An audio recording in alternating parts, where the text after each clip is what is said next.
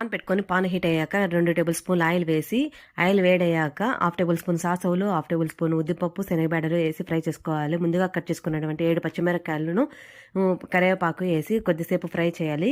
తర్వాత 1 table spoon ఉప్పు, కొద్దిగా టర్మరిక్ పౌడర్, పసుపు వేసుకొని ఫ్రై చేసుకోవాలి. ముందుగా వేయించినటువంటి శనగ్గింజలు అదే పల్లీలను వేసి ఫ్రై చేసుకోవాలి. ఇలా ఫ్రై అయిన తర్వాత ముందుగా బాయిల్ చేసుకున్నటువంటి వైట్ రైస్ని అందులోకి వేసి కలుపుకోవాలి.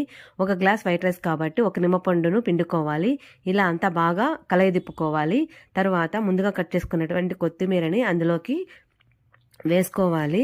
ఇప్పుడు నిమ్మపండు పులిహోర రెడీ ఫ్రెండ్స్. ఇది వరమహాలక్ష్మికి నైవేద్యంగా పెట్టవచ్చును. పాన్ పెట్టుకొని పాన్ హీట్ అయ్యాక 2 టేబుల్ స్పూన్లు ఆయిల్ వేసి ఆయిల్ వేడయ్యాక హాఫ్ టేబుల్ స్పూన్ సాసవులు, హాఫ్ టేబుల్ స్పూన్ ఉద్దిపప్పు, శనగబెడలు వేసి ఫ్రై చేసుకోవాలి. ముందుగా కట్ చేసుకున్నటువంటి 7 పచ్చిమిరపకాయలను కరివేపాకు వేసి కొద్దిసేపు ఫ్రై చేయాలి.